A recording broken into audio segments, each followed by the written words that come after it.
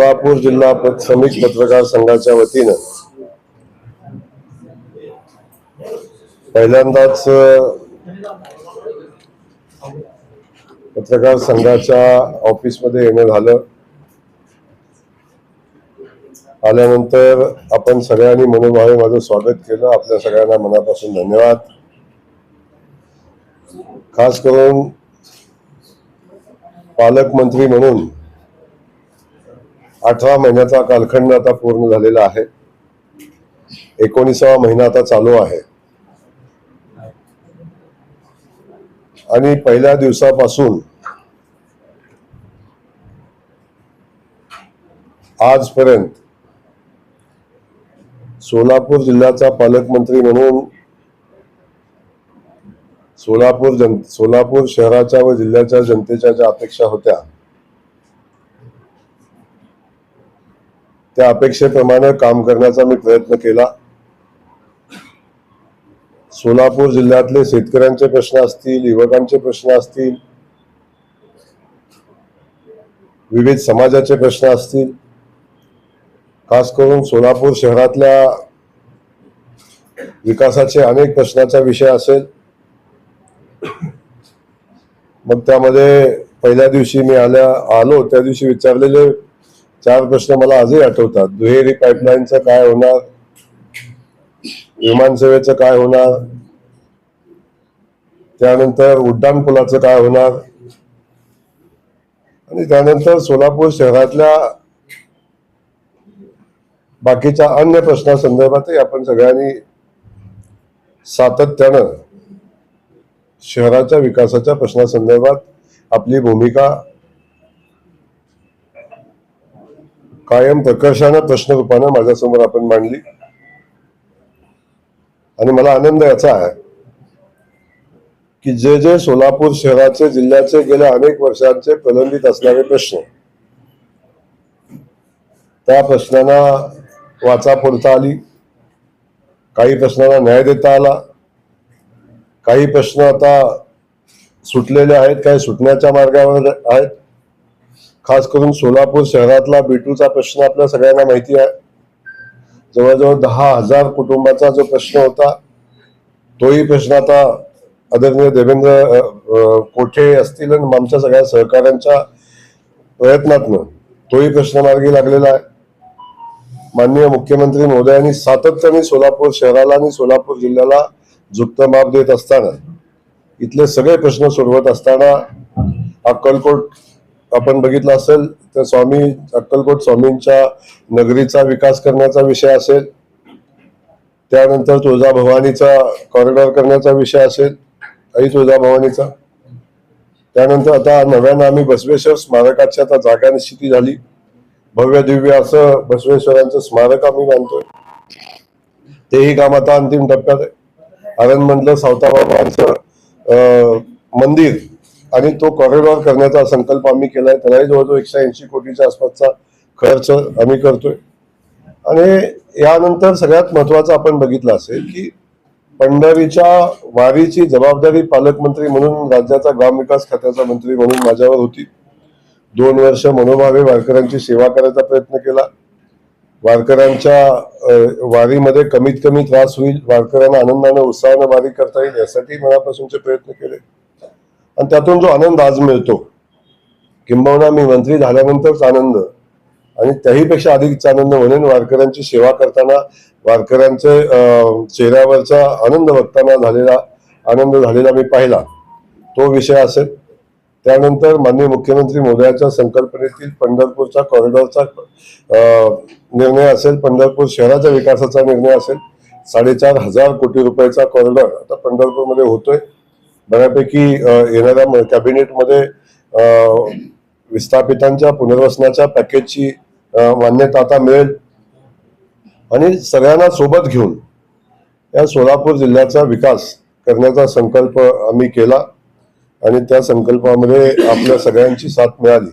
खास करून पत्रकार बांधवांना मी मनापासून धन्यवाद देईन।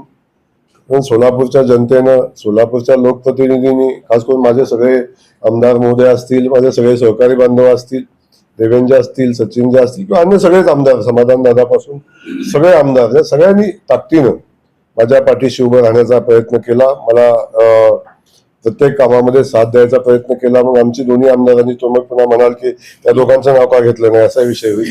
हे सगळे आमदार या सगळ्यांनी शक्य तिथं मला पाठबळ दिलं. काही ठिकाणी मला आरसा दाखवण्याचं काम केलं. काही ठिकाणी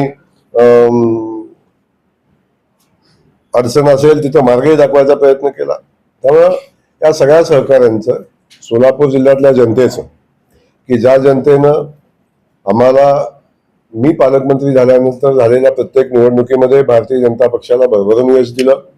नगरपालिकेच्या निवडणुका झाल्या त्यामध्ये आम्हाला भरघोस यश दिलं. त्यानंतर झालेली महानगरपालिकेची निवडणूक आहे त्यामध्ये आम्हाला भरघोस यश दिलं. नाभूतोनं भविष्यात अशा पद्धतीचं यश या शहरानं दिलं. त्यानंतर जिल्हा परिषदेची निवडणूक झाली त्यामध्ये आपण पाहिलं की एका पक्षाची सत्ता 35 वर्षानंतर आज सोलापूर जिल्ह्यामध्ये आली. 38 सदस्य भारतीय जनता पक्षाचे, सहकारी पक्षांचे 10 असे मिळून 48 सदस्य जवळजवळ आमच्या निवडून या ग्रामीण भागातल्या जनतेनं दिलं. त्यानंतर विधान परिषदेची निवडणूक झाली. त्याही विधान परिषदेच्या निवडणुकीमध्ये जवळजवळ 365 मतांनी राजाभाऊ राऊत आमदार झाले. म्हणजे झालेल्या प्रत्येक निवडणुकीमध्ये सोलापूरच्या जनतेनं भरभरून यश भारतीय जनता पक्षाला दिलं आणि या सगळ्या गोष्टीचा मला आनंद आहे. खास करून मी आल्यानंतर पहिला प्रश्न मला होता की मोना बातम्या छापून आल्या की सोलापूरला किती दिवस बाहेरचा पालकमंत्री मिळणार आहे, सोलापूर शहराला, सोलापूर जिल्ह्याला कायमचा पालकमंत्री कोण मिळणार आहे का नाही, किंवा सोलापूर शहरामध्ये विकासाचे प्रश्न सुटणार आहे का नाही, अशा पद्धतीचे प्रश्न विचारले. माझ्या पत्रकार बांधवांनी विचारले आणि मला याचा आनंद आहे. सोलापूरच्या जनतेनं पालकमंत्री म्हणून मला स्वीकारलं. सोलापूर शहरातल्या असेल ग्रामीण भागातल्या जनतेनं, नेते मंडळींनी पालकमंत्री म्हणून मला स्वीकारलं. आपण पत्रकार बांधव म्हणून पण आपण मला पालकमंत्री म्हणून स्वीकारलं आणि याचा मला मनापासूनच आनंद आहे की हे आपले पण एक वेगळेपण सोलापूरमध्ये आल्यानंतर मला पाहायला मिळालं. खास करून सोलापूरमध्ये जी सामाजिक परिस्थिती आहे आणि जी संस्कृती आहे, आपापल्या महापुरुषाची असेल, आपापल्या कुलदेवतांची असेल, आपापल्या म्हणजे संतांची असेल, एक वेगळ्या पद्धतीची संस्कृती मला इथं आल्यानंतर पाहायला मिळाली. प्रत्येक समाज गुण्यागोविंदाने राहत असताना आपापले सण, आपापले उत्सव, आपापल्या सामाजिक जयंत्या प्रचंड मोठ्या उत्साहाने करतात आणि अशा पद्धतीचं सामाजिक आणि सांस्कृतिक ठेवण असलेलं शहर मला वाटतं महाराष्ट्राच्या कानाकोपऱ्यामध्ये सोलापूर एकमेव शहर असेल. अशा पद्धतीचं शहराची संस्कृती बघायला मिळाल्याचा आनंद या निमित्ताने मला आहे. पण माझ्या या सगळ्या प्रवासामध्ये सगळ्यांची साथ तर मला मिळाली, जनतेची मिळाली, पण खास करून पत्रकार बांधवांनी खूप मोठी साथ मला या सगळ्या माझ्या प्रवासामध्ये दिली. आपण चांगल्या कामाचं मोठ्या मनानं कौतुकही केलं. आमच्या उणीव असतील तिथं बोट दाखवायचंही काम केलं आणि त्यातून मार्ग काढत असताना मला मार्गदर्शन करण्याचंही पत्रकार बांधवांनी सगळ्यांनी काम केलं. याचा मला मनापासूनच आनंद आहे. खास करून मी पुन्हा मगाशी झालं की वारीमध्ये लोकांची सेवा करता आली, वारकऱ्यांची सेवा करता आली, पंढरीच्या नगरीची सेवा करता आली. हा आनंद जो माझ्या जीवनातला आहे तो सर्वोच्च आनंद आहे. तोही आनंद आपल्या सगळ्यांच्या आशीर्वादाने मला मिळाला, याचा मला आनंद आहे. खास करून आपल्या पत्रकार बांधवांचं माझ्या प्रवासामध्ये खूप मोठं योगदान राहिले. आपल्या सगळ्यांना मनापासून धन्यवाद आणि इथून पुढच्या येणाऱ्या कालखंडामध्ये अशाच पद्धतीचं सहकार्य आपल्या सगळ्यांचं राहावं अशा पद्धतीची अपेक्षा. सोलापूरचे मार्गी लावले, सोलापूरची गुंतवणूक वाढवण्यासाठी आपल्या काय भविष्य? सोलापूरची गुंतवणूक वाढवण्याच्या दृष्टिकोनातनं आपल्या सगळ्यांना माहिती आहे की MIDCचं विस्तारीकरणाची आवश्यकता आहे, सर्वोत्तम विमान सेवेची आवश्यकता आहे. शहरामध्ये IT पार्क आता उभं राहतंय. IT पार्कच्या माध्यमातून खूप मोठी गुंतवणूक या ठिकाणी येईल आणि आपण बघतो सोलापूर हे वस्त्रोद्योगाचं शहर आहे. याच्यामध्ये अनेक सवलती देऊन नव्यानं उद्योग आणखीन समृद्ध कसे करता येतील, याची व्याप्ती कशी वाढवता येतील. कारण जो उद्योग सर्वोच्च स्थान ज्या उद्योगाला सोलापूर शहरामध्ये होतं, कालानुरूप त्याच्यामध्ये जो बदल व्हायला पाहिजे होता तो तेवढ्या वेगाने झाला नाही आणि त्याचा परिणाम असा झाला की आपण जगाशी स्पर्धा करत असताना आपण थोडं मागे राहिलो म्हटलं तर अवघड होणार नाही. त्याच्यामध्येही आपल्याला वेगळे बदल करायला लागतील. त्याही वस्त्रोद्योगाच्या पाठीशी आपल्याला उभं राहायला लागेल. त्यांना अन्य काही सवलती द्यायला लागतील. ही गोष्ट त्या दृष्टीने महत्वाची आहे.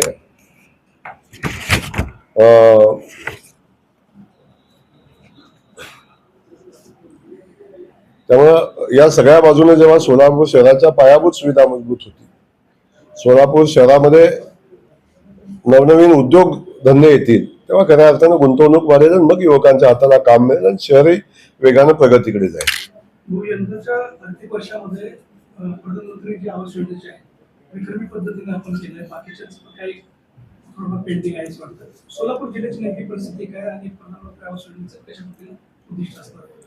नाही, आता प्रधानमंत्री आवास योजनेचा विषय सोलापूर जिल्ह्यासाठी महत्वाचा आहे, महाराष्ट्रासाठी महत्वाचा आहे.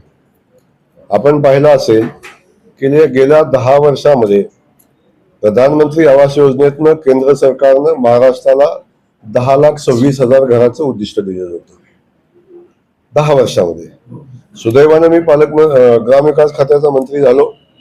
माननीय देवेंद्र फडणवीसजी महाराष्ट्राचे मुख्यमंत्री झाले आणि शिवराजसिंग चव्हाण साहेब देशाचे ग्रामीण विकास मंत्री झाले.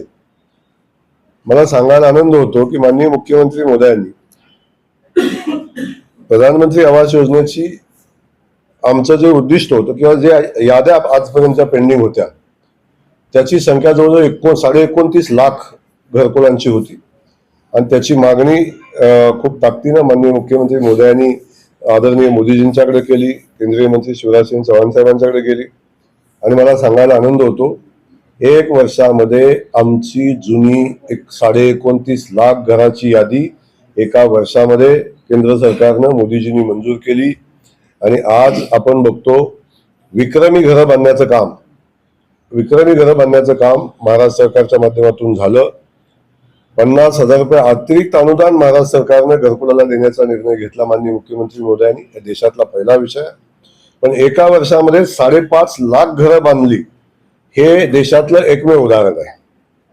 5.5 लाख घरं बांधून तयार झाली आणि आता आम्ही उद्दिष्ट ठेवलंय एका वर्षामध्ये 15 लाख घरं पूर्ण करण्याचं उद्दिष्ट ठेवलंय.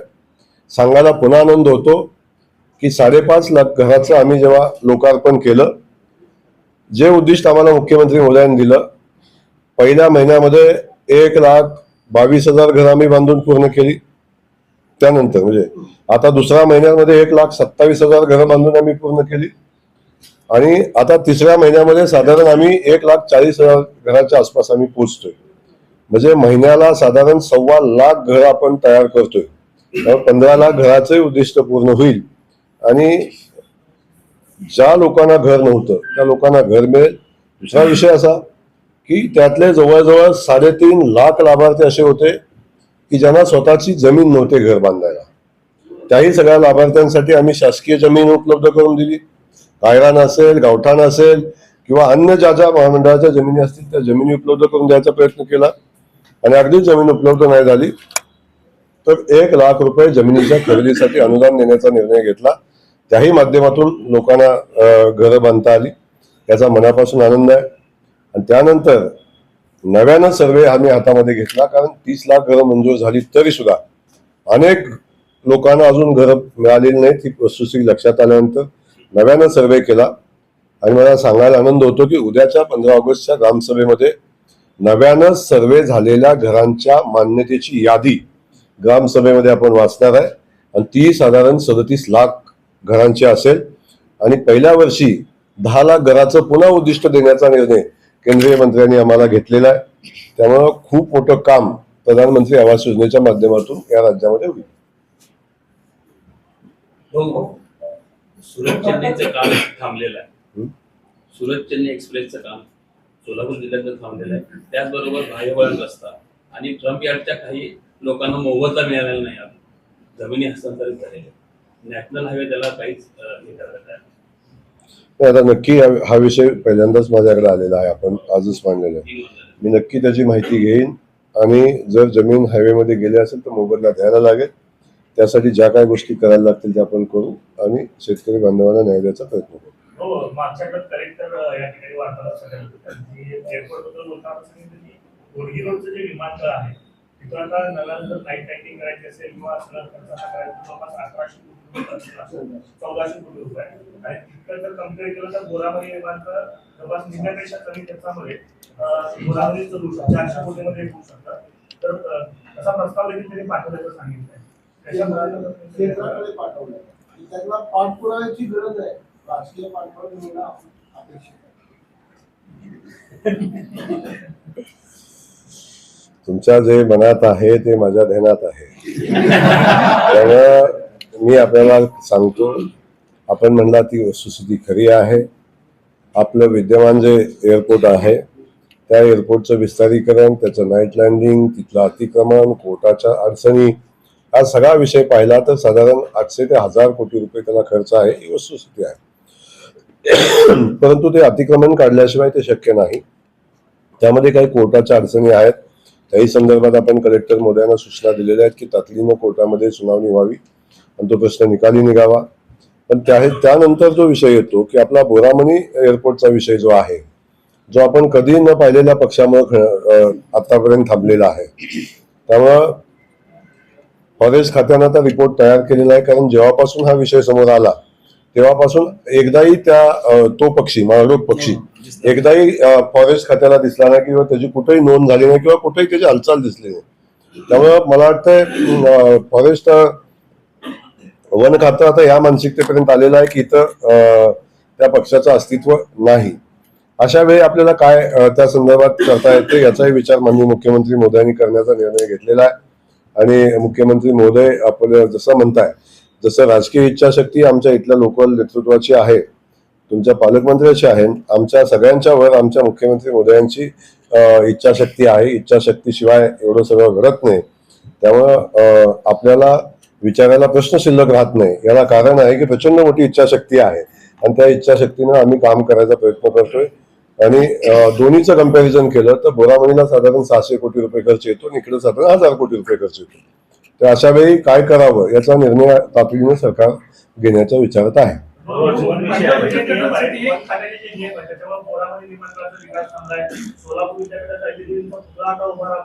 पण रोड होईल या आशेनं तो पुरा त्या दिशेने गेला होता. पण वन खात्यात त्याला देखील अडथळा होतोय. बाकी सोलापूर रोडला काम करत असताना तिथं वन खात्याचा अडथळा येतो. तर वन खात्याचे जे नियम आहेत या संदर्भामध्ये सोलापूर तालुक्यातून सोलापूरचा विकास व्हावा त्या नियमांमध्ये बदल करायची आवश्यकता. नियमामध्ये एक आहे की वन क्षेत्र आहे आणि वन क्षेत्राचे कायदे कडक आहेत, म्हणूनच आज वन खातं वन शिल्लक आहे. नाहीतर वन शिल्लक राहिलं नसतं. आणि आपणही सगळ्यांनी मिळून वन खात्याच्या कायद्याची अंमलबजावणी केली पाहिजे. थोडं वन खात्याचे कायदे क्लिष्ट आहेत. त्याच्यामध्ये एक्झिस्टिंग रोडवर पुन्हा रोड करायचा तरी परवानगी घ्यायला लागते. काही अडचणी आहेत का तर नक्की आहेत. हायवे नवीन उभारताना अडचणी येत आहेत का नक्की येत आहेत. पण आपण जर व्यवस्थित त्याचा पाठपुरावा केला तर वन खाते त्याची परवानगी देते. परंतु काही नियमात बदल करण्याची आवश्यकता आहे, सुधारणा करण्याची आवश्यकता आहे. हे वास्तव आहे आणि ते आपण फॉरेस्ट खात्याला माननीय मुख्यमंत्री महोदयाच्या माध्यमातून सरकारनं केंद्र सरकारला त्या संदर्भात वारंवार काही गोष्टी च्या सूचना केलेल्या आहेत, विनंती केलेली आहे. त्यामुळं आपण म्हटलं किती अडचणीचं आहे तरी सुद्धा वन खातं वन आपल्याला क्षेत्र आपल्याला जर वाचवायचं असेल आणि प्रदूषण वाचवायचं असेल तर आपल्याला वन खात्याच्या कायद्याची अंमलबजावणीची आवश्यकता आहे. विषय असा आहे जो आदिला नदीचा जो विषय आहे, ब्ल्यू लाईन आणि रेड लाईनचा रेखांकनाचा विषय आहे, अद्याप झालेला नाही, ते प्रलंबित आहे. त्यामुळे त्या परिसरातील बांधकाम परमिशन आता आयुक्ताने थांबवले. जे ब्ल्यू लाईन रेड लाईन मध्ये येत नाही ते बी बांधकाम परमिशन थांबले. त्या संदर्भात कधी निर्णय आपण बिलकुल चिंता करू नका.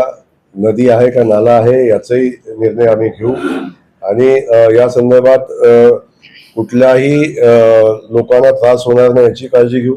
कारण ही जनता आमची आहे, शहर आपलं आहे, जनता आपली आहे आणि प्रचंड मोठ्या कष्टानं आयुष्याची पुंजी लावून लोकांनी घरं बांधलेली आहे, त्याची जाणीवही आहे. परंतु हे सगळं करत असताना लोकांच्या जीवाला धोका होऊ नये याची काळजी घेणं आपल्याला गरजेचं आहे. या दोन्ही गोष्टीचा विचार करून आपल्याला जे आवश्यक पावलं उचलायला लागतील ते उचलू. परंतु एकाही घराला पाडलं जाईल असं कुठेही घडणार नाही. पण नव्यानं बांधकाम करताना मात्र लोकांनी काळजी घेतली पाहिजे आणि त्यासाठी नदी नाला हा विषय फार मोठा चर्चेचा विषय नाही. याच्यातून शहराचा विकास कसा करता येईल आणि वेळ पडली तर मी सांगितलं की त्या नाल्याचं नदीचं काय आहे त्याचं खोलीकरण करून आपण त्याच्या पाण्याची विल्हेवाट आपण लावू आणि हा जो प्रश्न आहे तो पण मार्गी लावू. महिला बचत गटांसाठी एक संकल्पना आहे. महिला बचत गटांसाठी उमेदवाराची संस्था आहे. त्यामुळे सोलापूर शहर जिल्ह्यामध्ये सध्या परिस्थिती काय आहे, राज्यामध्ये पण कशी परिस्थिती आहे? आता आपण पाहिलं की उमेदच्या माध्यमातून महिला सक्षमीकरणाचं काम आदरणीय मोदीजींच्या नेतृत्वाखाली चालू आहे आणि राज्यामध्ये 6,70,000 बचत गट आज काम करतात. त्या माध्यमातून 67 लाख महिला या बचत उमेद अभियानाशी जोडलेल्या आहेत आणि त्यामधल्या 50 लाख बहिणी आता लखपती आहेत आणि खूप मोठं काम त्या उमेदच्या माध्यमातून होताना आपण सगळेजण पाहतोय. त्यामुळे ते सगळं होत असताना आता मोदीजींनी आम्हाला नवीन उद्दिष्ट दिले देशाला की 6 कोटी लखपती जेव्हा झाले तेव्हा महाराष्ट्राचं कॉन्ट्रीब्युशन 50 लाखाचं आहे. आता 10 कोटी लखपती दिदी बनवत असताना माननीय मुख्यमंत्री मोदयांनी आम्हाला उद्दिष्ट दिलंय की साधारण 1 कोटी लखपती दिदी महाराष्ट्रामधून झाल्या पाहिजेत. त्यासाठी नवीन बचत गटाच्या स्थापनेचा कार्यक्रम वरपुटिंगवर चालू आहे. प्रत्येक जिल्ह्याला उद्दिष्ट दिलेलं आहे. अभियानाशी महिलांना जोडण्याचं काम चालू आहे आणि हे सगळं करत असताना बचत गटाच्या माध्यमातून प्रचंड मोठं काम महिलांनी उभं केलंय. काय वस्तूची निर्मिती, काय पदार्थाची निर्मिती, या सगळ्या गोष्टीमध्ये महिला खूप ताकदीनं पुढे येत आहेत आणि हे सगळं करत असताना जरी उत्पादित मालाला, उत्पादित पदार्थांना हक्काची त्यांची मालकीची बाजारपेठ असावी, ती बाजारपेठ आता उपलब्ध नाही. वर्षातनं 8-10 दिवस ती मिळते. ती बाजारपेठ आपल्याला वर्षभर मिळाली पाहिजे. यासाठी माननीय मुख्यमंत्री मोदयांच्याकडे आम्ही प्रस्ताव ठेवला की जिल्हा परिषदेच्या जागा, जिल्ह्याच्या ठिकाणी ज्या जागा आहेत त्या ठिकाणी उमेद मॉल बांधण्याचा संकल्प आम्ही केला. मुख्यमंत्री मोदयांनी आम्हाला तातडीनं त्याला मान्यता दिली. आता आम्ही पहिल्या टप्प्यातले 13 मॉलचं टेंडर येणाऱ्या 8 ते 10 दिवसात टेंडर होऊन जाईल. या वर्षीच आम्ही पुन्हा 10 नवीन जिल्ह्यातल्या उमेद मॉलचं आपण करतोय. साधारण या वर्षाखेरीपर्यंत 23 उमेद मॉलचं काम चालू झालेलं असेल. उर्वरित जिल्ह्याचं काम आम्ही पुढच्या वर्षी करू आणि महिलांना स्वतःची हक्काची 12 महिन्याची बाजारपेठ आपण उपलब्ध करून देऊ. टप्प्याटप्प्यानं एकदा जिल्ह्याचं पूर्ण झालं आम्ही तालुका लेवललाही उमेद मॉल बांधण्याचा संकल्प आमचा आहे आणि महिलांसाठी, महिला सक्षमीकरणासाठी या सगळ्या गोष्टीची आवश्यकता आहे. अहो, एक प्रश्न आहे. सोलापूर जिल्हा परिषदेमध्ये सध्या शिवरत्न सभागृहावर खूप मोठं वादळ किंवा आरोप प्रत्यारोप असं सुरू आहे. यावर आपलं मत काय आहे? नाही, आता तिथं वादळ पण नाही आणि झंझावात पण नाही आहे आणि त्यानं काय फरक पडायचं कारणही नाही. मला वाटतंय सभागृहाच्या नावाचा विषय होता. त्या नावाचा विषय सदस्यांनी काय निर्णय घेतलेला आहे आणि सदस्यांनी बहुमतानं घेतलेल्या निर्णयाचा आपण स्वीकार केला पाहिजे असे साधारण प्रक्रिया लोकशाहीमध्ये आहे. त्यामुळं त्याचं राजकारण न करता आपल्यापुढे खूप मोठे प्रश्न आहेत. विकासाचे प्रश्न आहेत, अडचणीचे प्रश्न आहेत, लोकांनी दिलेली जबाबदारी आहे. या सगळ्या विषयावर आपण सगळ्यांनी मिळून काम केलं पाहिजे. त्यामुळे त्याचं वादळ काही येणार नाही आणि असं मत होतं त्याच्यामध्ये की नवीन जर सभागृह बांधणार असतील तर माजी पंतप्रधान अटलजींचं नाव देण्यात यावं असं त्यांच्याकडून सांगण्यात येते. मात्र दुसरीकडे धैर्यशील मोहिते पाटील हे विरोधात आहे. रणजित दादा पक्षाची जवळीक नाही आहे. यामुळं कुठेतरी शंकरराव मोहिते पाटलांनी जिल्ह्याचं नेतृत्व कधी काही केले आहे, त्यांचं नाव पुसण्याचा हा प्रयत्न होता. मला एक आपल्याला समजत नाही आहे, शंकरराव मोहिते पाटलांचं कसं नाव पुसलं जाईल? मोहित्यांचं नाव कसं? पाक गल्लीला, रस्त्याला, बोळाला, कुठल्या ह्याला नाव नाही. एवढी सगळ्या ठिकाणी नाव असल्यावर सगळ्या ठिकाणी नावाचं कंपल्सन कशासाठी पाहिजे? त्यामुळे त्यांचा कधी अवमान आम्हाला करायचा नाही आणि त्या गोष्टीत मला जायचंही नाही. आम्ही शंकरराव मोहिते पाटलांचं नाव बदललेलं नाही आणि ते बदलणार नाही. आम्ही शिवरत्न हे नाव बदललेलं आहे. बदलायचा निर्णय मी बदललेला आहे, सभागृहात घेतलाय असं मला तुमच्या माध्यमातून समजलेलं आहे.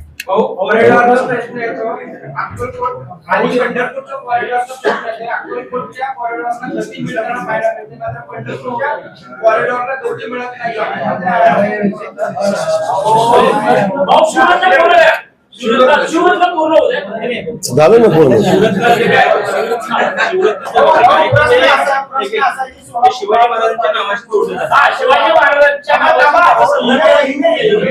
एक मिनिट. हा. घ्या, घ्या. हा. विवेक साहेबांचा आता आहे ना, विरोधीवर नेण्याचं दादा 2 मिनिटे हे शाळा जे आहे ते संलग्न केला जात आहे आणि त्या दृष्टीने हा वादळ किंवा झंझावात किंवा जो काय आहे तो निर्माण झाला. आता कुठलंही नाव आपल्या सोयीनं जोडणं मला वाटतं उचित नाही. छत्रपती शिवाजी महाराजांचा आम्ही सन्मान करतो. छत्रपती शिवाजी महाराजांचा जो पुतळा आपण बघितलेला आहे तो जिल्हा परिषद बॅक साईडला आहे. मला वाटतं या सगळ्या लोकांनी या पुतळा पाठीमागच्या बाजूला बसवणं उचितच नव्हतं. तो वास्तविक पाहता दर्शनी बाजूला आणि तो दर्शनी गेटवर पुढच्या बाजूला बसण्याची आवश्यकता होती. तर महाराजाचा सन्मान याच्या संदर्भात कुणी बोलावं हा एक वेगळा विषय, त्या विषयावर मी जाणार नाही. परंतु मी आपल्याला क्लिअर सांगतो की छत्रपती शिवाजी महाराज आमच्यासाठी सर्वोच्च आहेत. छत्रपती शिवाजी महाराजांच्या नावाला काळिमा लागेल असं कुठलंही कृत्य आम्ही करणार नाही ना कुणाला करून देणार आहे. त्यामुळं हा विषय वेगळा आहे, तो विषय वेगळा आहे. पाऊस जिल्हाधिकारी आल्यानंतर म्हणाले की उजनीमध्ये प्रदूषण झालंय आणि त्याच्यासाठीच 90-91च्या सुमारामध्ये चिनापी नावाची एक मासे त्याच्यामध्ये एका राजकीय आणि त्याच्यामुळे स्थानिकांना उद्योग पण मिळाला आणि खायला पण मिळाले. पण त्याचा आता प्रदूषण होते की चला चिनापी बाहेर काढण्यासाठीचे प्रयत्न होणं अपेक्षित आहे. आता याच्यावर काय माझा सखोल अभ्यास नाही. त्याचं टेंडर निघाल तर मी तुम्हाला देऊन टाकेन.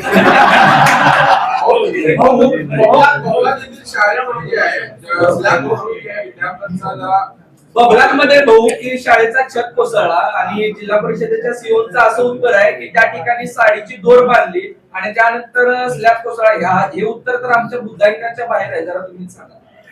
नाही, आपण पाहिलं असेल की शाळेचा छत कोसळला ही वस्तुस्थिती आहे. त्यामध्ये वास्तविक पाहता शिक्षकांनी थोडी काळजी घेण्याची आवश्यकता होती. त्या ठिकाणी झुला बांधलेला होता, पण झुला बांधला म्हणून स्लॅब पडावा हे बिलकुलच संकेतात बसत नाही. त्याचं समर्थन आपण करणार नाही. त्याची चौकशी आपण करू. आणि ही शाळा जर एवढी शाळेचं छत जर एवढं कमकुवत होतं तर त्याच्यावर अगोदरच त्याचं ऑडिट का नाही झालं याही संदर्भात माहिती घेऊ. आणि हे शाळेचं छत कमकुवत आहे हे संबंधित मुख्याध्यापक असतील शिक्षकांनी लक्षात आणून देणं आवश्यक होतं. ते आणून दिलंय का नव्हतं याची माहिती घेऊन चौकशी करू आणि त्याच्यामध्ये कोण अडचण दोषी असेल त्याच्यावर कारवाई करू. मुख्य कार्यकारी अधिकाऱ्यांकडनं अशा पद्धतीचं उत्तर येणं हे कितपत योग्य आहे? सगळ्यांनी संवेदनात्मक वागलं पाहिजे. जबाबदारी आपल्यावर आहे. जबाबदारी झटक करून एखादी गोष्ट बोलणं उचित नाही. ते काय बोलले याची माहिती मला नसल्यामुळे मी अधिकच न बोलता एवढंच सांगेन. शिव म्हणून त्यांची ती जबाबदारी आहे आणि ती जबाबदारी त्यांनी स्वीकारली पाहिजे. 7 जागा विरोधीवर देण्याचा म्हणजे चाललंय आणि त्याच्यामध्ये सोलापूरकरांची नाराजी व्यक्त केली जाते. अनेक पक्षांकडून नाराजी व्यक्त केली जाते. नाही, अनेक पक्षाकडून नाराजी हा माझा तुमचा प्रश्न मला ज्ञात आहे. माझा प्रश्न असा की पालक म्हणून तुम्ही महापालिकेला काय पदाधिकाऱ्यांना काय सांगणार आहात का सोलापूरकरांना काय संदेश देणार की महापालिका अशा पद्धतीचं बेकायदेशीर काम करणार? मी आपणाला काम होण्याच्या अगोदर ते काम कायदेशीर का बेकायदेशीर ठरवण्याचा तुम्हाला अधिकार कसा आला आणि त्याचे मूल्यमापन कसं केलं बेकायदेशीर का कायदेशीरचा हा पहिला विषय आहे. माझा दुसरा प्रश्न आहे की आपण गेल्या अनेक वर्षापासून सोलापूर शहरामध्ये काम करतात. सोलापूर शहरामध्ये आतापर्यंत बीओटीचे प्रकल्प किती झालेत हे मला तुमच्याकडून कळालं तर बरं होईल. हा, मग ते बेकायदेशीर होते त्यांच्यावर कोणावर कारवाई झाली हे कळालं तर ते एक तेच सांगतो तुम्हाला की आपण बीओटीचा प्रकल्प बेकायदेशीर असतो हे सांगितलं कोणी? बीओटीवर आज आपण बघतो की साधारण 1260 कोटी रुपयाची पाणी योजना चालू आहे. त्यासाठी आपण विविध जागतिक बँकाची कर्ज आपण घेतोय. जागतिक बँकेचं कर्ज आपण घेतोय. आपण फंड्स उभे करतोय. रोक्याच्या माध्यमातून काही पैसे घेता येतात का त्याचा विचार आपण करतोय. हे करत असताना जागतिक बँकेच्या स्पष्ट सूचना आहेत. महापालिका स्वतःच्या उत्पन्नाची स्रोत किती वाढवत आहेत. स्वतःचं उत्पन्न महापालिका कशातनं वाढवते. वर्षानुवर्षे ज्या महापालिकेच्या जागा ज्याच्यामध्ये काहीच नाही अशा जागा पडून आहेत त्या जागा विकसित करून महापालिका स्वतःची प्रॉपर्टी आणि उत्पन्न का नाही वाढवत आहे याही संदर्भात जागतिक बँकेनं विचारणा केलेली आहे. त्यामुळे जागतिक बँकेच्या सूचना असतील, केंद्र सरकारच्या सूचना असतील, राज्य सरकारच्या सूचना असतील, या सूचनेच्या अनुषंगानं आता फक्त ते कुठले प्रकल्प आपण करू शकतो हे तपासण्यासाठी आता जो विषय समोर आलेला आहे आयुक्तांनी आणलेला आहे तपासण्यासाठी आणलेला आहे. फिजिबल होतील नाही होतील त्याच्यावर कमिटी नेमू, त्याच्यावर तज्ज्ञ नेमू, तज्ज्ञ आपल्याला सल्ला देतील हे करणं उचित आहे नाही उचित आहे. याच्या अगोदर राजकीय पूर्व दूषित विचार करून जर एखादा प्रकल्प होण्या अगोदर आणि तो प्रकल्प प्रत्यक्षात येण्या अगोदर तो बेकायदेशीर आहे अशा पद्धतीची चर्चा करणं किंवा अशा पद्धतीने विचार करणं हे शहराच्या विकासाला घातक आहे. शहराचा जबाबदार नागरिक म्हणून आपण अशा पद्धतीनं आपण म्हणजे आपण नाही जो कोण म्हणता येतं त्यांनी जबाबदारीनं बोलावं. अशा पद्धतीचं विचार मांडणं, अशा पद्धतीचं लोकांच्या मध्ये कन्फ्युजन निर्माण करणं मला वाटतं हे कुठल्याही कायद्याच्या ह्याच्यात बसत नाही. त्यामुळे सोलापूर शहरातल्या जनतेनं आम्हाला निवडून दिलंय. आमच्यावर विश्वास ठेवा. आम्ही 70% मतं घेऊन निवडून आलेलो आहोत. त्यामुळं शहराच्या जनतेच्या मनामध्ये काय आहे याची जाणीव आहे. मी आज एक तुम्हाला सांगतो, जोपर्यंत जयकुमार गोरे पालकमंत्री आहे तोपर्यंत एकही बेकायदेशीर काम करू देणार नाही, एकही बेकायदेशीर प्रकल्प होऊ देणार नाही. पण शहराच्या उन्नतीसाठी, शहराच्या विकासासाठी जे करायला लागेल त्यात कुणी आडवा आला तरी तो प्रकल्प करणार आणि शहराच्या विकासासाठी जे करायला लागेल ते करणार. याच्यामध्ये कुठली शंका बाळगायचं कारण नाही.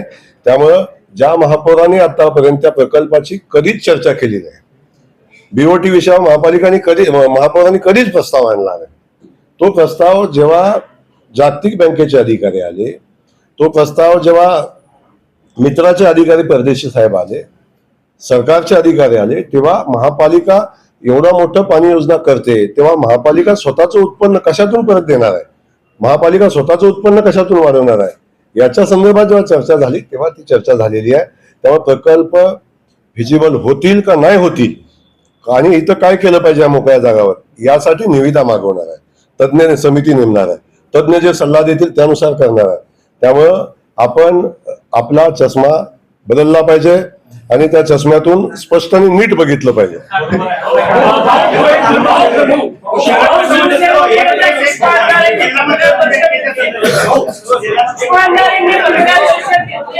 बोलणार आहे काळजी नको. बँकेमध्ये सध्या आता की ज्या पद्धतीनं तुम्ही परवा पण तुमच्या एका व्यासपीठावरती राजाभाऊ राऊत म्हणाले की जे आमच्या सोबत आहेत, जे सोबत आहेत त्यांच्या कुठल्याही पद्धतीचा ह्याच्यावर दोष नव्हता, परंतु ह्यांना आतापर्यंत आमच्याकडून त्रास झालेला आहे. आता पुढे काय त्या पद्धतीने मग आता तुम्ही त्यांचे जे काय आता सगळ्या केसेस आहेत त्यांच्या केसेस माघारी घेणार आहात, स्थगित करणार आहात, आपण त्यांच्या पण विरोधात काय मला समजलंय तुम्हाला काय म्हणायचंय. बँकेची चौकशी चालू आहे, 88 प्रमाणे बँकेची चौकशी चालू आहे. त्यामध्ये एकंदरीत कारवाई संदर्भात चौकशी चालू असताना काही लोक निर्दोष आहेत, काही लोकांनी कर्ज घेतलेली आहेत ती फेडलेली आहेत, काही लोकांनी कर्ज घेतलेली आहेत आणि ज्या कारणासाठी घेतली त्यासाठी वापरली नाहीत आणि फेडली नाहीत. त्यामुळं आपण सगळ्यांना एका तराजूत तोडणं उचित होणार नाही. जे दोषी आहेत त्यांच्यावर कारवाई होणार, त्यांच्याकडून पैसे वसूल करणार. जर प्रशासक बँक फायद्यात आणू शकत असेल तर मग संचालक मंडळ असताना ती तोट्यात का गेली?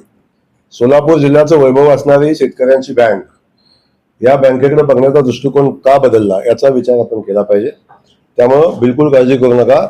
जे दोषी आहेत त्यांच्यावर कारवाई होईल, जे दोषी नाहीत त्यांच्यावर कारवाई होणार नाही. वारसांना घेऊन सोबत आता निवडणुका तुम्ही लढणार आहात का? त्यांना म्हणजे जे काय आता ज्यांच्यावर आरोप आहे त्यांना सुद्धा सोबत घेऊन तुम्ही आता मी आता तुम्हाला क्लिअर सांगितलं की त्याच्यामध्ये जे दोषी आहेत त्यांच्यावर कारवाई होणार आहे. त्यांच्यावर कारवाई झाली तर निवडणूक लढता येणार नाही. हा विषय क्लिअर आहे. त्यामुळे आपण बिलकुल चिंता करू नका. दोषी व्यक्तींच्या बरोबर आम्ही निवडणूक लढणार नाही. आम्ही निवडणूक लढत असताना आम्ही बँकेच्या हिताच्या विरोधातले उमेदवार घेणार नाही. बिनधास्त राहा.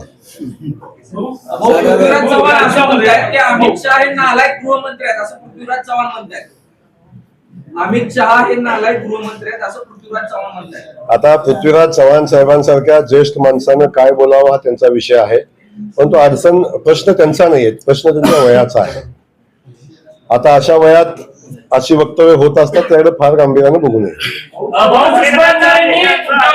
आरोप करत पत्रकार परिषद घेतली आणि त्यांनी असंही म्हटलं की तुम्ही जर त्याला उत्तर द्याल तर दुसरा एपिसोड रेडी रहेगा, इसके बाद दूसरा एपिसोड वो रिलीज करेगी. हो, त्याला अरे भाई, असं नाही. अरे आता बाबा, जयकुमार गोरे एका सामान्य कुटुंबातला एक सामान्य शेतकऱ्याचा रेशनिंग दुकानदारचा मुलगा आहे.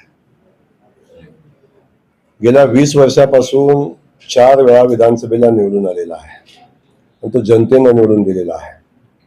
मी कुणाच्या मेहरबानीवर, मी कुणाच्या सुपारीवर राजकारण करत नाही आहे. मी सामान्य माणसाच्या हिताचं राजकारण करतो. मी प्रस्थापितांच्या विरोधात लढून इथपर्यंत आलोय. मग पवार कुटुंब असेल, असे अनेक कुटुंब संस्थानिक असतील, त्या सगळ्यांसोबत माझा लढा झाला आहे. मी जे भोगलंय ते राजकारणात कुणी भोगलं नाही. मी ज्या परिस्थितीतनं राजकारण केले, कदाचित माझ्यामध्ये ती क्षमता नसती तर माझ्यासारखे अनेक राजकारणी जे उभारते सामान्य कुटुंबातले, ज्यांच्यामध्ये प्रचंड क्षमता होती, पण ते हे प्रस्थापितांच्या समोर टिकले नाही, म्हणून ते राजकारणात संपले. मी लढाई करून इथपर्यंत आलेलो आहे. माझ्यावर 1 नाही, 2 नाही, 3 नाही, 18 गुन्हे दाखल झाले. एका निवडणुकी अशी एकही निवडणूक नाही की ज्या निवडणुकीत माझ्यावर गुन्हा दाखल झाला नाही. बाकी सोडाव, मी मंत्री झाल्यावर मला सोडलं नाही. मी मंत्री झाल्यावर पण मला सोडलं नाही. ज्यांना तुम्ही बघितलंच नाही अशा माणसांनी माझ्यावर गुन्हे दाखल केलेले आहेत. त्यामुळं या सगळ्या परिस्थितीमध्ये न्यायालय सक्षम आहे. माझ्यावर 18 गुन्हे दाखल होते, त्यातले 15 गुन्हे निर्दोषत्व सिद्ध झालेलं आहे.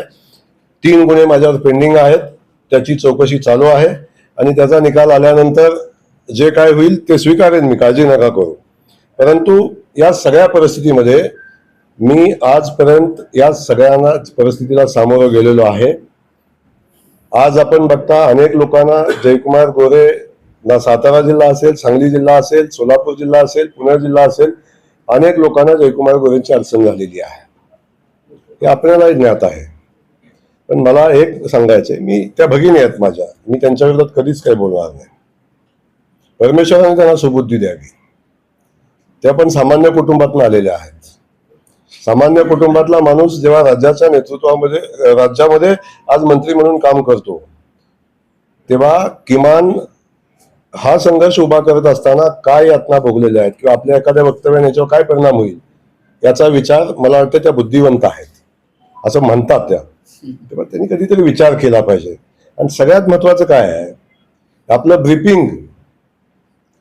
ब्रीफिंग वस्तुस्थितीला धरून आहे का नाही याची काळजी घेतली पाहिजे. आपल्याला ज्या ब्रीफ झालेलं आहे ते तर व्यवस्थित आहे का काळजी घेतली पाहिजे. त्यामुळे बिलकुल चिंता करू नका. एक नक्की, मी कधीही कुणाच्या वाटेला जात नाही. मी कधीही कुणाचं वाईट केलेलं नाही. म्हणून माझी विनंती आहे की कारण नसताना दिवसायचा प्रयत्न करू नका. मग सोलापूर शहरातले असतील, ग्रामीण भागातले असतील, सातारचे असतील किंवा अन्य कुठले असतील, तर सगळ्यांसाठीच माझी सूचना आहे. मी कधीही कुणाचं वाईट करत नाही, पण विनाकारण त्रास दिला तर मी उत्तर द्यायलाही कधी कमी राहत नाही. त्यामुळे माझी विनंती आहे की या सगळ्या परिस्थितीमध्ये वस्तुस्थिती आपल्या सगळ्यांना माहिती आहे. बालाजी सरोवरच्या 5व्या मजल्यावर काय होत होतं याचे आपण साक्षीदार आहात. तुम्ही बघितलं असेल, तुम्ही होता तिथं, तुमच्यासोबत काय काय झालं तिथं. त्यामुळं या सगळ्या गोष्टीचे साक्षीदार आपण आहात. बालाजी सरोवरचा कॅमेरा आजही चालू आहे, त्यातलं एकही मिनिट शूटिंग काढलेलं नाही. त्यामुळं आपण बालाजी सरोवरच्या 5व्या शूटच्या समोरचं शूटिंग एकदा बघा, आपला वेळ द्या त्यासाठी. आणि त्यात जर आपल्याला काय वाटलं असेल शंकास्पद तर त्याच्यावर काळजी घ्या. अनेक लोकांनी मला अनेक उपमा दिल्या माहिती आहे आपल्याला, पण मला ज्या उपमा दिल्या तसा मी आहे असं त्यांना कसं कळालं.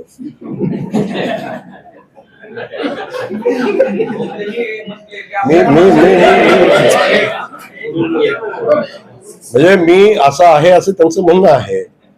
मग त्यांना अनुभव कधी आला असा आहे म्हणजे या सगळ्या गोष्टीचा. त्यामुळे या सगळ्या गोष्टी आपण तपासून बघितल्या पाहिजेत ना. त्यामुळे माझं म्हणणं आहे की या ब्रीफिंग प्रॉपर झाली पाहिजे. जयकुमार गोरेला एवढं सगळं बोलताना एकाही ब्रीफिंगची आवश्यकता भासलेली नाही. कारण मी लोकांच्या सोबत राहतो, लोकांच्या सोबत काम करतो, जनतेचा आवाज घेऊन काम करतो. मी कधी आयुष्यात चुकीचं वागत नाही. त्यामुळं आत्तापर्यंत एक विषय आहे, 20 वर्ष प्रस्थापितांनी मला संपवण्याचा प्रयत्न केला, जयकुमार गोरे थांबला नाही, न संपला.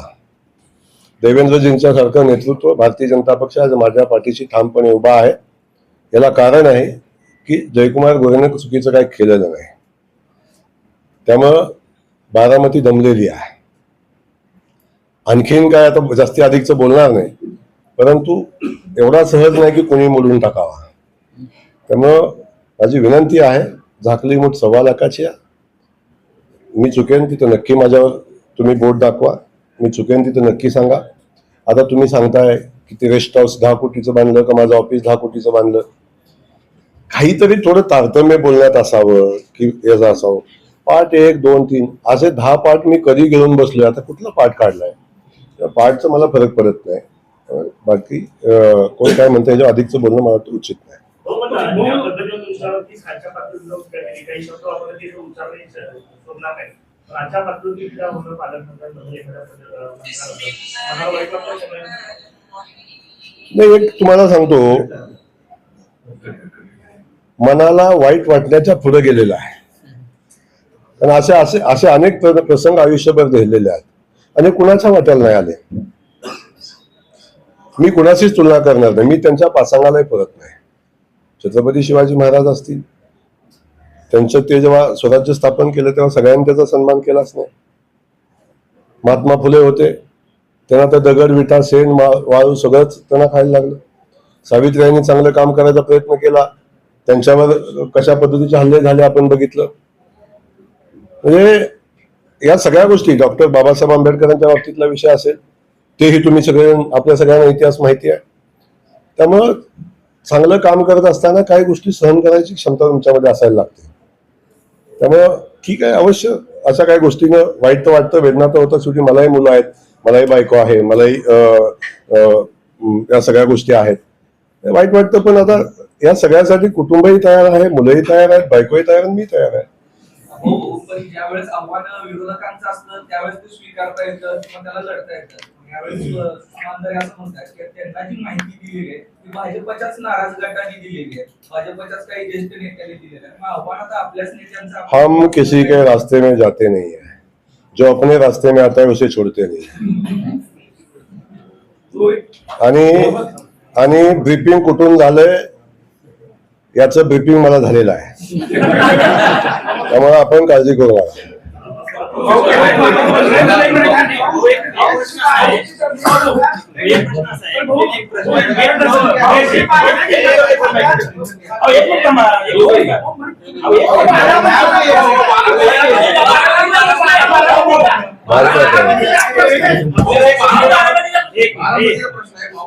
गंभीर आरोप आपल्यावरती भ्रष्टाचाराचे केलेले आहेत की आपले एक मेडिकल कॉलेज आहे आणि त्या कोविड कालावधीमध्ये तुम्ही मयत लोकांचे पैसे लाटले असा देखील त्यांनी गंभीर आरोप सुषमा अंधारेंनी केलेला आहे. त्याला काय उत्तर सांगा? अंधारे ताईंचा मी पुन्हा एकदा सन्मान करतो. ताईंना ब्रीफिंग चुकीचं होते, ताईंनी माहिती घ्यावी. जयकुमार गोरेनं कोविडच्या कालखंडामध्ये एक अर्धा नाही 4,000 कोविडच्या रुग्णांचा उपचार केला आणि त्यांचा जीव वाचवण्याचं काम केलंय. इंडिव्हिज्युअल मी माझ्या अकाउंटमधनं आणि मी कर्ज काढून 3.5 कोटी रुपये मी कोविडच्या उपचारासाठी मी स्वतः खर्च केलेला आहे. याचं रेकॉर्ड आहे. याच्यामध्ये त्यांनी जे आरोप केलेले आहेत ते आरोप ज्या लोकांनी माझ्यावर गुन्हा दाखल करण्यासाठी तयार केलेलं फेक रेकॉर्ड आजच सुदैवानं बघा, तुमच्या सुदैवानं आजच त्यांचा सुप्रीम कोर्टाने जामीन फेटाळलेला आहे. त्यामुळे त्याची वस्तुस्थिती तपासात पुढे आलेली आहे. ते तपास होईल आणि त्याच्यावर चर्चाही होईल. पण ज्या लोकांचे प्राण वाचले किंवा माझ्या उपचारानंतरही ज्या लोकांनी त्याचे प्राण गेले ते सगळेजण हे बघतायत आणि लोक त्याचं उत्तर आहेत. आपण उत्तरच काय शरद पवार असतील, त्यांचे खासदार असतील, पंतप्रधानांना जाऊन भेटतात. कोण म्हणताय? तुम्ही म्हणताय बारामती जमले का? जमलेली बारामती पंतप्रधान राष्ट्रपती यांना सगळ्यात. अरे मी खूप छोटा कार्यकर्ता आहे, एवढं लांब कुठं दिल्लीला नेत आहे मला. आपल्या इथं सोलापुरातलं विचारा. प्रचंड बातम्या आल्यात, प्रचंड. तर मी आपले सरचिटणीस सागर दादांना विनंती करतो एक तुम्हाला क्लिअर सांगतो मी. एक विषय आहे की माझ्यावर प्रेस घेतली. माझे कृपा करून माझी तुम्हाला विनंती आहे, अंधारेताई असतील किंवा संजय राऊतजी असतील, तो त्यांचा प्रश्न आहे. मी त्याला उत्तर दिलेलं नाही तुमच्या इथे. तुम्ही मला प्रश्न विचारला म्हणून मी सांगितले. मला नाही वाटत की ते प्रश्न त्यांना उद्देशून किंवा त्यांच्या ह्याच्यात विषय होता. मला त्याशी काही देणं घेणं नाही. ताईंनी त्यांचे उद्दिष्ट आहेत, त्या उद्दिष्टाला माझ्या शुभेच्छा आहेत. राऊत साहेबांचं जे उद्दिष्ट आहे त्यांनाही माझ्या शुभेच्छा आहेत. आणि त्यांनी शिव्या देण्यानं त्यांची उंची लोकांना कळते आणि माझ्यासारख्या माणसाला शिव्या द्यायला लागतात. याचा अर्थ असा आहे की मी शिव्या देण्याच्या पात्रतेचा आहे.